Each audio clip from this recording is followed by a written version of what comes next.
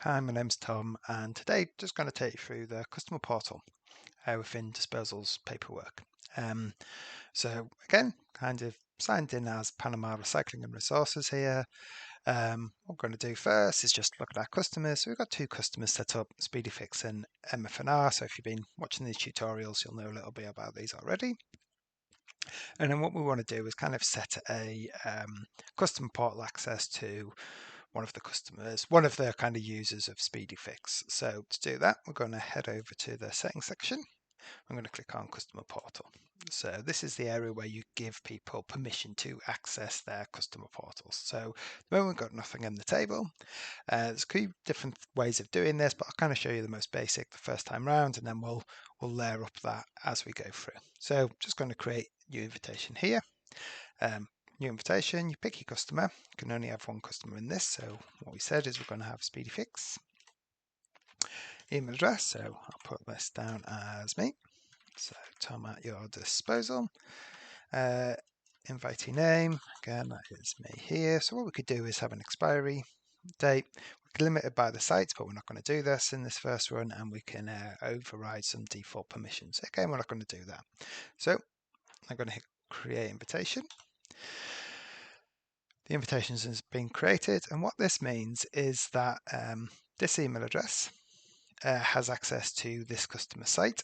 This customer, in some cases, it'll be one, multiple, or all sites. And if they have this link, it means that they get to see that information. So this is a completely unique link for this email address for this customer. So what I could do if I wanted to is I could then do another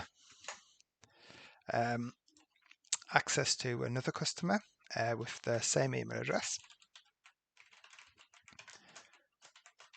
Again, keep everything else the same. Create invitations. So this is two people, well, one person, access to two customer sites, but these links are different. So got this long one here, starts with all this information here. And then if we look at the other link, this link is different. So kind of showing you that email addresses can be linked to different customers, and they get different access depending on the customer and the email address. So we're not going to do it for MFNR, so we're going to end access there. Yep, just remove all that, which means they can't get access to it. We're going to do this for this account here. So what I'm going to have to do is actually take that full screen here for a second, copy the link, so we can see it's been copied to the clipboard. I'm going to actually have to sign in as a different account. So that's that there. So to access the customer portal, you have to be signed into Dsposal. That's kind of how we keep it all together. So you can either create an account, which is free and easy to do, or you can actually log into an account that already exists. So that's what I'm going to do in this instance. So got a password ready here. Put in my email address, put in my password, and sign in. So this is the information all around. Let's just save the cookies.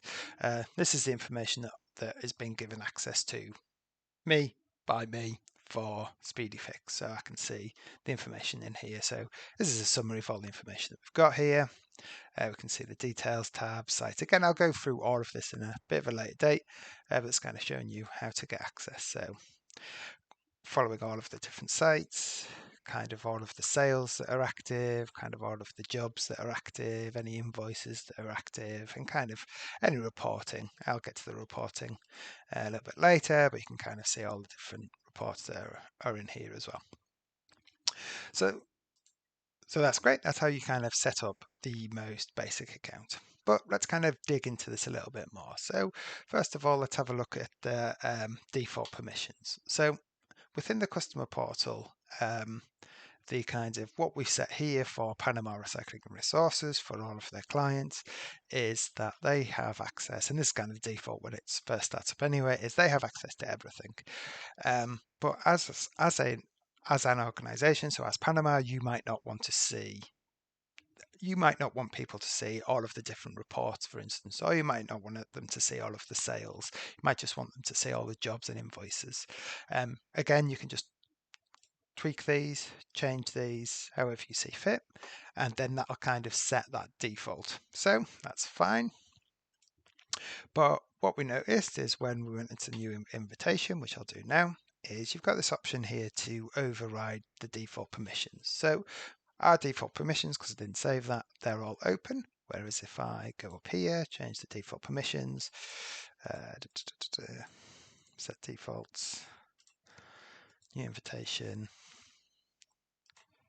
when I override the default permissions, then I can change and tweak these as I see fit for this individual. So for this one user. So this might be useful for, let's say this account here, who had kind of all of the permissions set. This has now been set for change the defaults. We can see that they're going to access everything because they're like the whole user for this account. Whereas we might now want to have a new invitation for somebody else. This is for SpeedyFix, and they actually have a different information. So you might want them to see, don't want them to see sites because they're only going to be given access to one site. So you don't want to see the quotes that were sent out, the price lists, the agreements, and you actually don't want them to see invoices. All you care about is this person seeing the details about their site and their jobs. In the same way, you want to give them access to the summary report, but you don't use departments, you don't use employees as this kind of thing. You're not caring about container type, you don't care about waste types. All you care about is the disposal site. Don't care about vehicles. This. So you give them access to details, jobs, report summary, disposal point, and then you actually limit by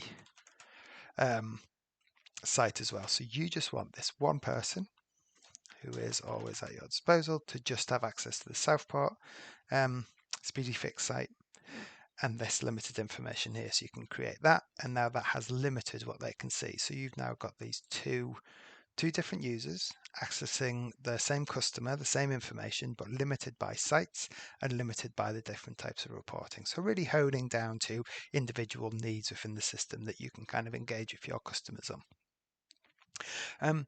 So that's kind of the basis of the inviting people to the customer portal. So the way that kind of you'd go through this system next is to kind of copy that link, make sure you have their email address, copy that link, send it to them via an email, let them know how to access it, and then go from there. And then you can have a relationship with your customer to kind of figure out what else they need to see, how they need to see that portrayed, things like that. And then different users within inside their organization, how they might want to access and visit this information.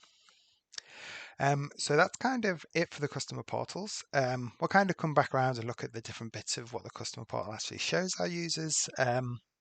But for this video, that's it. Thank you very much for your time, and I hope to see you in the next video. Thank you.